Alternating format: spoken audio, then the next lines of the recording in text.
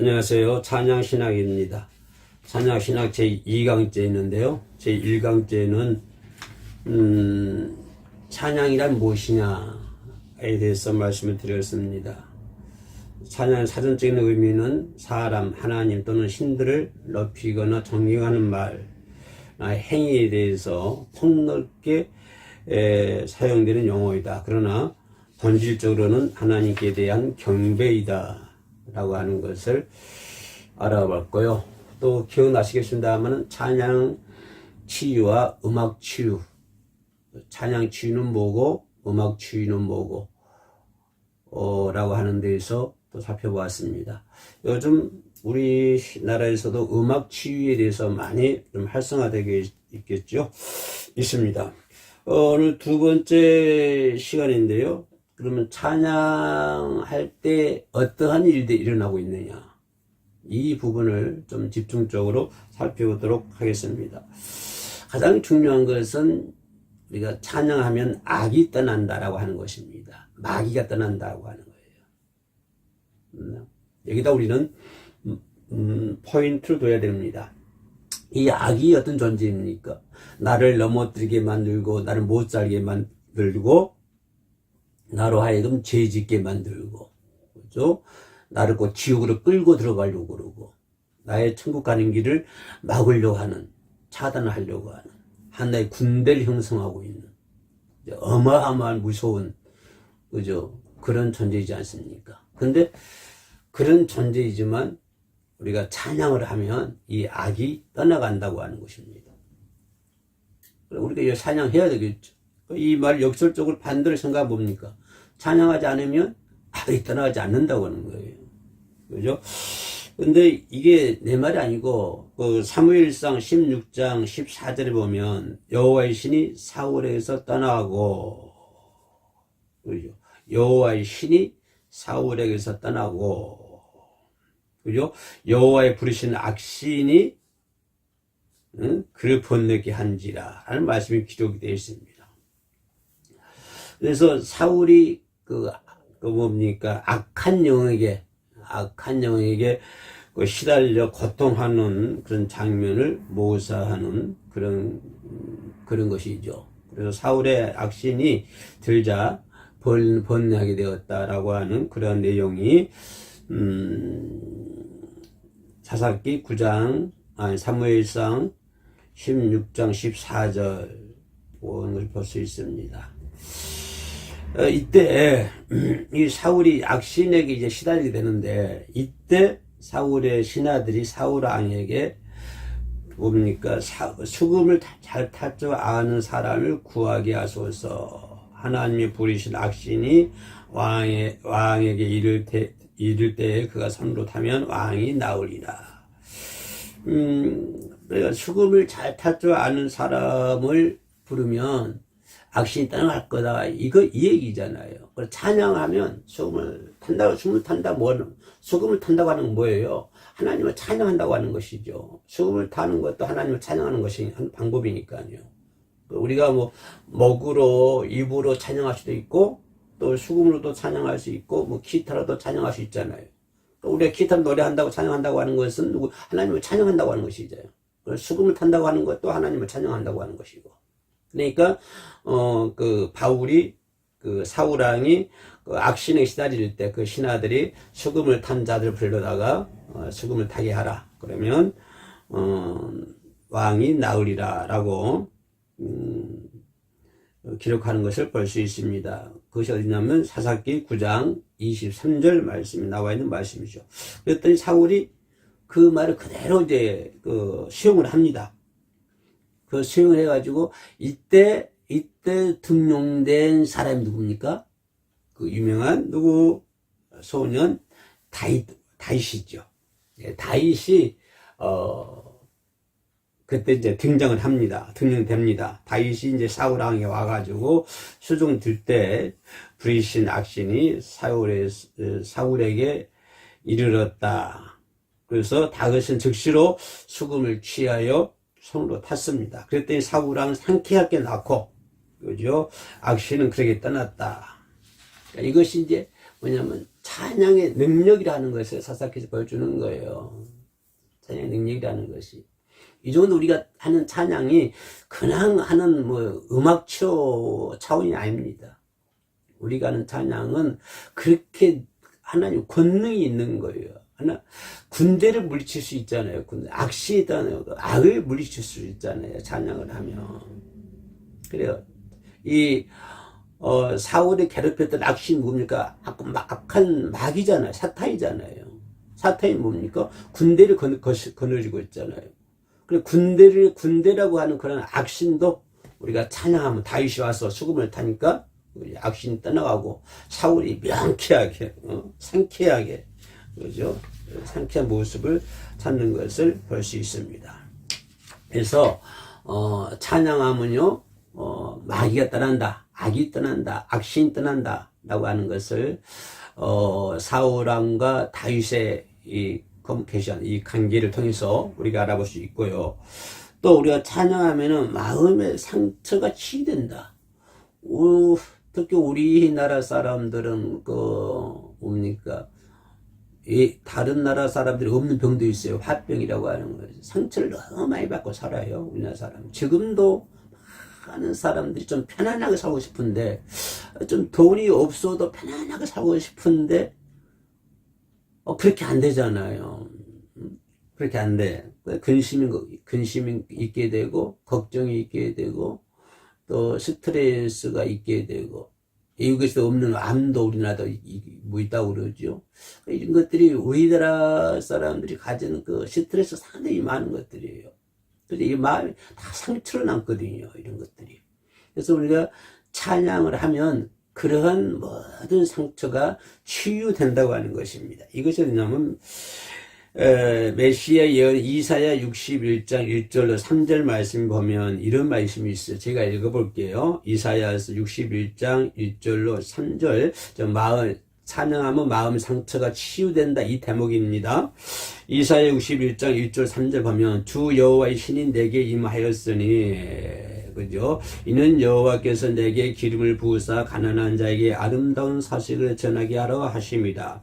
나를 보내사 마음이 상한 자를 고치며 그죠? 포로된 자에게 자유를 갇힌 자에게 노임을 전파하며 여호와의 은혜의 해와 우리 하나님의 신원의 날을 전파하며 여호와의 은혜의 해와 우리 하나님의 신원의 날을 전파하며 모든 슬픈 자를 위로하되 무릇 시온에서 슬퍼하는 자에게 화관을 주어 그 죄를 대신하며 희락의 기쁨으로 그 슬픔을 대신하며 찬송의 옷으로 근심을 대신하시고 자 찬송의 옷으로 근심을 대신하시고 찬송의 옷으로 근심을 대신하시고 찬송하면 근심이 물러가고 찬송하면 마음의 상처가 치유된다고 하는 것입니다. 그들로 의의 나무 곧 여호와의 심으신 바 그 영광을 나타낼 자라 일컬음을 얻게 하라 하심이라 라고 기록이 되어 있습니다. 이것이 이사야 61장 1절로 3절에 나와 있는 기록 말씀이에요.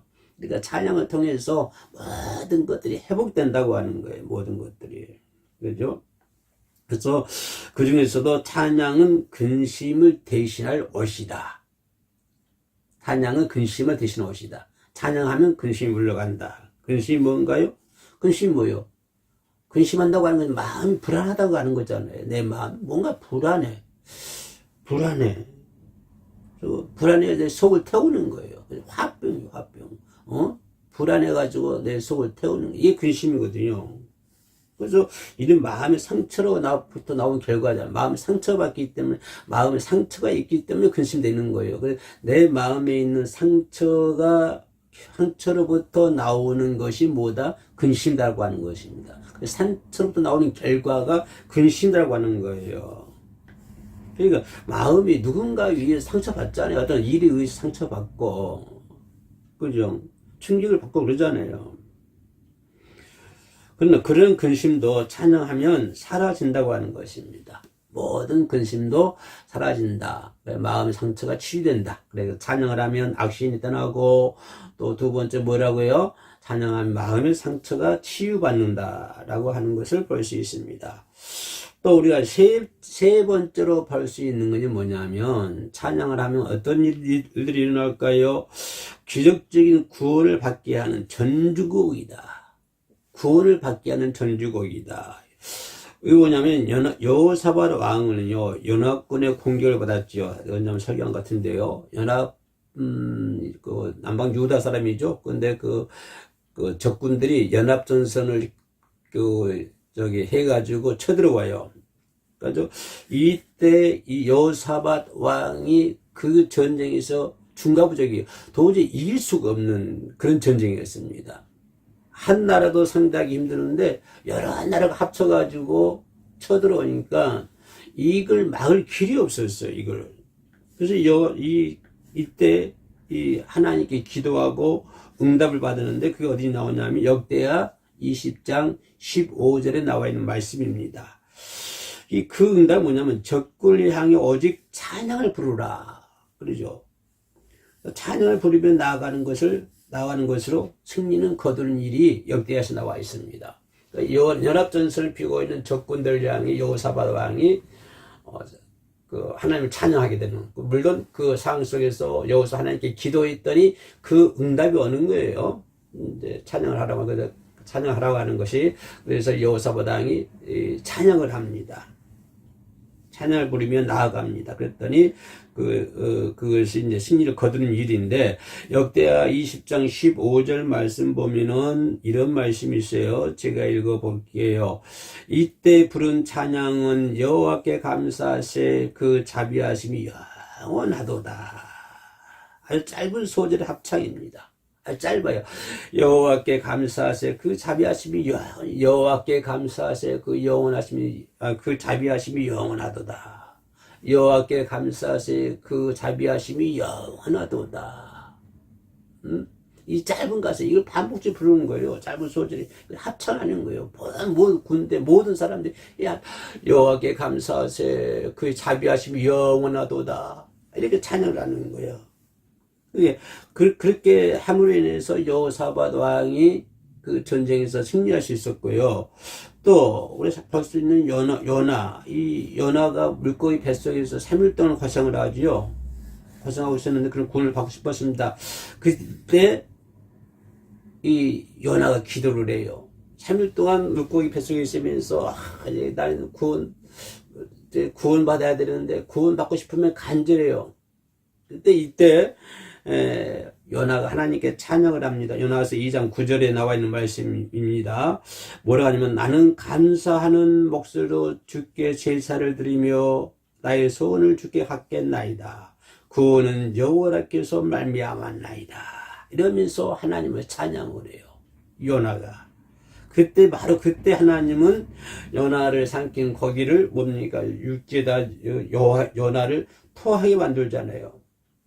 토하게 하셨거든요. 그래서 요나는 찬송을 통해서 구원받을 수 있었고, 또 성경 속에 나와 있는 기적적인 일들을 많이 볼 수 있잖아요. 여리고성 무너질 때도, 그죠? 여리고성 무너질 때 찬송할 때 여리고성 무너졌잖아요. 여리고성을 빼뺀 돌면서 찬양을 합니다. 맨 앞에 사람이 가면서 찬양을 하는 거죠. 찬양할 때 여리고성이 무너지고, 또 여러분 잘 알다시피 빌보 감옥의 바울과 실라, 그 깊은 옥중에 발에 옥고를 사고 있을 때 그들이 깊은 밤중에 하나님을 찬양할 때 거기에 기사와 이적이 일어나지 않습니까? 그죠? 그렇기 때문에 이 찬양은 구원을 이루게 하는 기적을 일으키게 만드는 그 역사가 있다. 찬양은 그 정도 중요하다고 하는 것을 볼 수 있습니다. 세 가지 얘기했지요. 우리가 찬양하면 어떤 일이 일어난다. 찬양하면 악신이 물러가고, 찬양하면 어떤 일이 일어난다. 마음의 상처가 치유된다. 찬양하면 어떤 일이 일어난다. 구원의 기적의 역사가 일어난다. 라고 하는 것을 볼 수가 있습니다. 그죠? 네 번째로 생각해 볼 수 있는 것은 성도의 원수 마귀를 대적하는 무기예요. 마귀를 대적하는 무기. 시편 8편 2절을 보면 주의 대적을 인하여 어린아이와 젖먹이의 입으로 말미암아 찬양을 세우시며, 그죠? 주의 대적을 인하여. 찬양을 세우시며 이는 원수의 보실자로 잠잠케 하라 하십니다. 그래서 이 찬양은 마귀를 대적하는 거예요. 나의 총칼이 되는 거예요, 이 찬양이. 네. 그래서 결국 찬양의 힘이고 힘이 찬양이란 말이 있습니다. 찬양은 힘이고 여기서 우리가 좀 시편 8편 2절에서요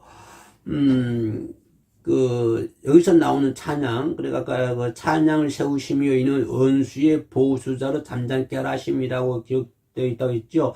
여기서 찬양에서 우리 흔적력 성경에는 힘이라고 기록되어 있어요. 힘. 그러니까 찬양 힘이라고 하는 것입니다. 찬양은 힘이고 힘이 찬양이라고 하는 것입니다. 그러니까 찬양은 힘이다. 뭘 대적할 수 있는 힘? 마귀를 대적할 수 있는 힘. 그 힘을 만든 것이 무엇이다? 찬양이라고 하는 것입니다. 그죠? 그래서 결국 찬양의 힘이고 힘이 찬양이라고 하는 것을 볼 수 있습니다. 시편 149편 4절로 9절 말씀 보면 여호와께서는 자기 백성을 기뻐하시며 겸손한 자를 구원으로 아름답게 하심이로다. 성도들은 영광 중에 즐거워하며 저희 침상에서 기쁨으로 노래할지어다. 그 입에는 하나님의 전령이요 수중에는 두 나가는 칼이로다. 노래할지어다. 기쁨으로 노래할지어다. 그래서 참 이 찬양을 통해서 일어난 일들이 비일비재하죠. 그죠? 그죠? 그래서 찬양은 가히 상상을 초월할 정도로 가공할 만한 힘을 내포하고 있다. 그죠? 그리고 찬양할 때 그 마귀는요, 그 꼬리를 감추려고 혼비백성합니다. 혼비백성해요. 시편 100편 4절이죠. 감사함으로 그 문에 들어가며 찬송함으로 그 궁전에 들어가서 그에게 감사하며 그 이름을 송축할지어다. 우리가 다 이거 여호와 찬양이죠. 시편 100편 4절 말씀. 감사함으로 그 문에 들어가며 찬송함으로 그 궁정에 들어가서 그에게 감사하며 그 이름을 찬송할지어다. 송축할지어다. 이렇게 우리가 찬양을 하면 이와 같은 기적의 역사, 그죠? 악신이 떠나가고 마음의 상처가 치유되는 근심의 어쇼를 입게 되는 것이고, 또 찬양하게 되면 기적의 역사가 일어나게 되는 것이고, 찬양하게 되면 원수를 물리칠 수 있는 마귀를 대적할 수 있는 힘이 된다. 힘이 찬양이고 찬양이 곧 힘이다 라고 하는 것을 우리가 늘 생각하면서 살아가야 될 줄로 믿습니다. 다음 3강째는요, 찬양 치유의 요소에 대해서 살펴보도록 하겠습니다. 감사합니다.